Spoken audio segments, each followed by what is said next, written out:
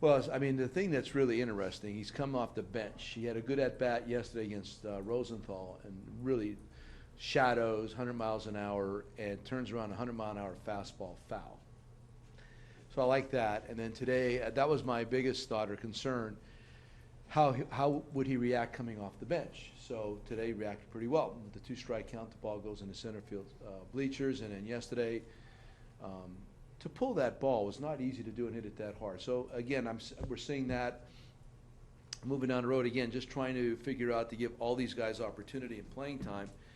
But it's a nice weapon to have right there coming off a bench also. It's just, he looked good. Obviously, the bat speed is remarkably good, and he looks comfortable to plate. Do you think the competition between all the guys is elevating people's play because they want to be out there? Never hurts. That kind of friendly competition is always a good thing. Everybody is pulling for each other. That's the most important thing.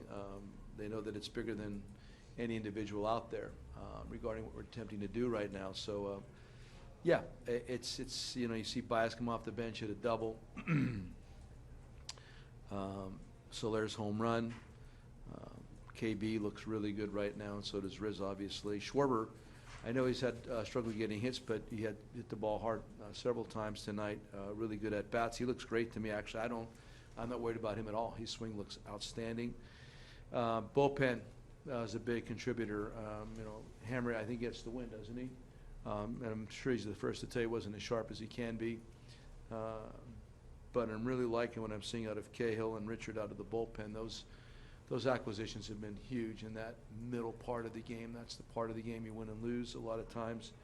And Travis has really been strong lately, really strong. And to pitch like he did at the end, and we did not have to get Ronnie up at all. That was outstanding. So just a really, typically it's a really good team win for us. You mentioned Hammel. How concerned are you that he's only got a couple starts left and he's not looking as sharp as he's been? Yeah, I'm going to talk to him. We have some. I have some ideas. I've talked to, and so of course Boz does too. We'll see if we could sharpen him up a bit. I think it's in there, again, because I'm looking at velocity's good, break is good. It's all about location from what I'm seeing. It's not necessarily stuff. It's just where the ball's going out of his hand. You can see when he makes that good quality pitch how the hitters really don't get a good look at him, and so we just got to get him to make more of those. Again, because he's not injured and the stuff is good. We just have to get better location. Assuming the playoffs, how fluid is the rotation after the first two guys? It's very fluid. Absolutely, it's fluid. For me, it would. There's a lot of discussion involved in that part of the rotation. I'm not going to sit here and tell you that it's not. It's true. So we'll see how we play it out. You think Jason has lost some confidence along the way since that injury occurred back in July? I think since that occurred, he's been a little bit different off that leg. But again, like I'm saying, the stuff is the same. I mean, I'm looking at when he throws his slider right, it's outstanding. When he throws his fastball located, it's really got that great life, and you get a bad swing. So it's not about stuff. He came out of some kind of a rhythm in regards to how he throws the baseball, and that's been the biggest problem because, like I said, I mean, honestly, from the side it looks the same, except for where it's actually going at the end.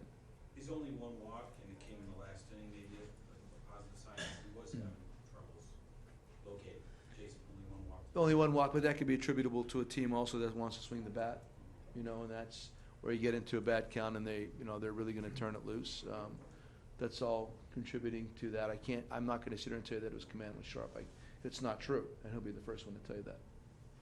Joe, this makes me a little strange, but with some of the guys like Anthony and Starlin that have been around, and this September is very different for them in terms of what they're used to. Do you ever hear them talk about how winning baseball feels right now to them? Honestly, I haven't. They're really focused. I mean, I watched them before the game, and right now Starlin is remarkably into the moment, and I love it. That error today was not his fault. That was a bad hop. Since the AC/DC concert, we've had a little bit of trouble. I don't know if they were out there taking ground balls before the game, or they had 90 chills or spikes, but they have totally messed up our infield, and it has nothing to do with the groundskeepers. So I've seen a bad hop at third, I've seen a bad hop at second, but prior to them, I've never seen any bad. I didn't see one bad hop all year. So We just got to get that ironed out, because I think Starlin's done a nice job at second base. I don't want anybody blaming him on that error. That was a weird hop. But again, his focus, and Riz is always pretty much there. He's been there all year, but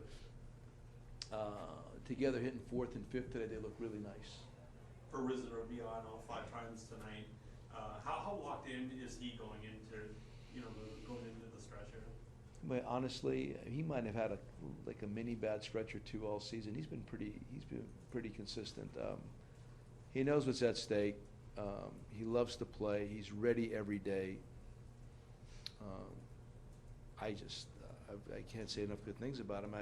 I've watched remarkable seasons in pitchers, what we've talked about early with Jake, and I've seen pretty good seasons from position players, and then we could talk about Riz. Probably right now, the two of them, from my eyes, as a full season major league coach or manager, they've been about as two of the best seasons that I've seen.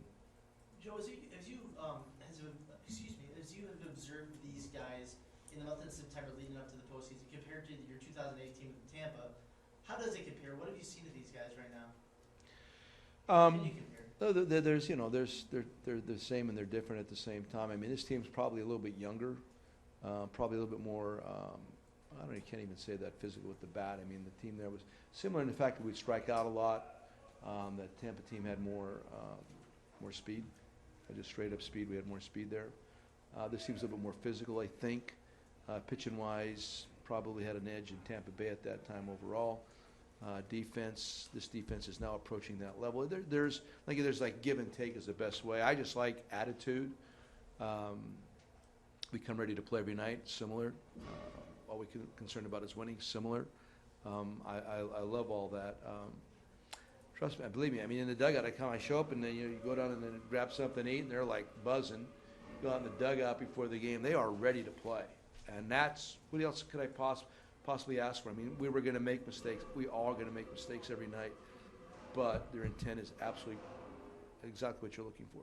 But in terms of mindset, in terms of overall performance, you talked about the mentality as well. How does it compare to that 2018? I mean, did you see the potential of that team in 2008 and then to what you see now? Well, 2008, there was a lot of transition in that wintertime to get to that point. There was an addition of some really key veterans. I think that's occurred here. Whether you want to talk about David Ross as a prime example, Johnny Lester as another example, Kristen Orfia. I guess those are the primary trendsetters regarding Montero.